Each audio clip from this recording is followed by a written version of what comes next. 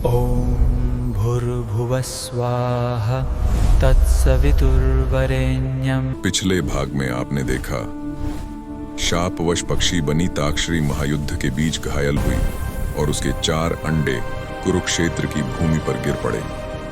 विनाश के मध्य एक टूटा हुआ घंटा उन्हें ढककर सुरक्षित कर गया, मानो नियति उनकी रक्षा कर रही हो। महर्षि शमीक ने उन शावकों का पालन किया। वे साधारण पक्षी नहीं, सुकृत मुनि के शापित पुत्र थे, जिन्हें ज्ञान के साथ मोक्ष का वर प्राप्त होना था। अब आगे मार्कंडेय जी बोले, हे जैमिनी, द्रोणपुत्र, वे चारों पक्षी महान ज्ञानी हैं। वे विंध्यगिरि पर निवास करते हैं। तुम वहां जाओ, उनकी सेवा करो और अपने प्रश्न उनसे पूछो। मार्कंडेय मुनि की आज्ञा सुनकर महर्षि जैमिनी विंध्य पर्वत की ओर चल पड़े। जैसे ही वे उस पर्वत के समीप पहुंचे, उनके कानों में एक अद्भुत ध्वनि पड़ी।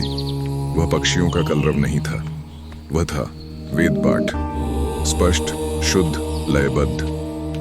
महर्षि जैमिन विस्मित रह गए। वे मन ही मन सोचने लगे, अहो, ये पक्षी नहीं, महान पंडित हैं। प्रत्येक अक्षर अपने शास्त्रीय स्थान से उच्चरित हो रहा है। न स्वर में दोष, न विराम में अशुद्ध। सरस्वती स्वयं इनके कंठ में विराजमान है। सचमुच विद्या जन्म नहीं देखती। जैमिनी जब गुफा में पहुंचे, उन्होंने देखा वे चारों पक्षी शिलाखंड पर बैठे वेदों का पाठ कर रहे थे। उन्हें देखते ही जैमिनी आनंद से भर उठे।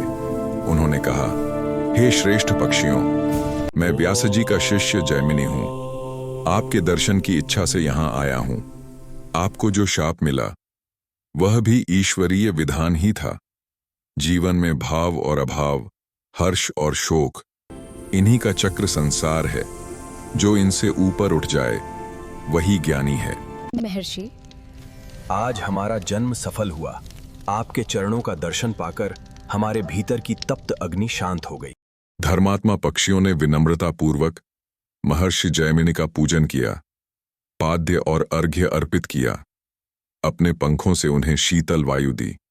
वे बोले, ब्राह्मण, आज हमारा जन्म सफल हुआ। आपके चरणों का दर्शन पाकर हमारे भीतर की तप्त अग्नि शांत हो गई। कृपया बताइए, आप किस उद्देश्य से यहां पधारे हैं?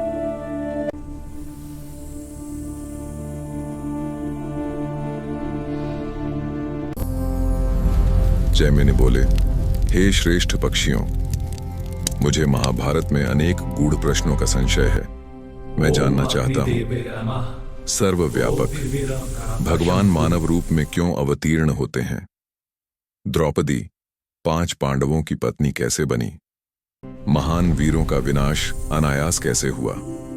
इन रहस्यों का समाधान आप ही करें।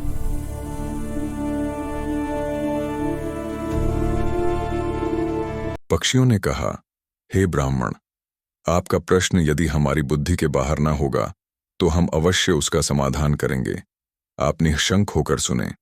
विप्रवर, चारों वेद, धर्मशास्त्र, संपूर्ण वेदांग तथा और भी जो वेदों के समान माननीय इतिहास पुराण आदि हैं, उन सब में हमारी बुद्धि का प्रवेश है। तथापि हम कोई प्रतिज्ञा नहीं कर सकते। आपको महाभारत में जो जो संदिग्ध बात जान पड़े उसे निर्भीक होकर पूछिए। जैमिनी बोले, हे श्रेष्ठ पक्षियों, आप लोगों का अंतःकरण निर्मल है। महाभारत में मेरे लिए जो संदिग्ध बातें हैं उन्हें बताता हूं, सुनिए और सुनकर उनकी व्याख्या कीजिए। सर्वव्यापी भगवान जनार्दन संपूर्ण जगत के आधार, समस्त कारणों के भी कारण और निर्गुण होते हुए भी मनुष्य शरीर को कैसे प्राप्त हुए? पक्षियों ने कहा, जो समस्त देवताओं के स्वामी हैं, सर्वव्यापक हैं, समस्त सृष्टि की उत्पत्ति के मूल कारण हैं, जो प्रत्येक हृदय में अंतर्यामी रूप से स्थित हैं, इंद्रियों और प्रमाणों की पहुंच से परे हैं, जो सनातन, अविनाशी, चतुर्विध स्वरूपधारी, त्रिगुणमय होकर भी निर्गुण है, जो महानतम, परम गौरवशाली, सर्वश्रेष्ठ तथा अमृत स्वरूप हैं। उन भगवान विष्णु को हम सर्वप्रथम नमस्कार करते हैं, जिनसे अधिक सूक्ष्म कुछ भी नहीं और जिनसे अधिक महान भी कोई नहीं, जिनसे यह संपूर्ण विश्व व्याप्त है, जो इस जगत के आदि कारण है, स्वयं अजन्मा है, जो उत्पत्ति, स्थिति, लय, प्रत्यक्ष और परोक्ष सभी से विलक्षण है, जिन्हीं से इस संपूर्ण सृष्टि की रचना प्रकट होती है और अंततः जिनमें इसका संहार भी लीन हो जाता है, ऐसे उस परमेश्वर को हमारा बारंबार नमस्कार है। अब हे महर्षि, आप एकाग्रचित्त होकर श्रवण करें। हम आगे विस्तार पूर्वक उसी परमात्मा के दिव्य स्वरूप का वर्णन करते हैं। Next episode coming soon. यह चैनल धर्म, अध्यात्म और प्रकृति से जुड़ी गहन चर्चाओं के लिए समर्पित है।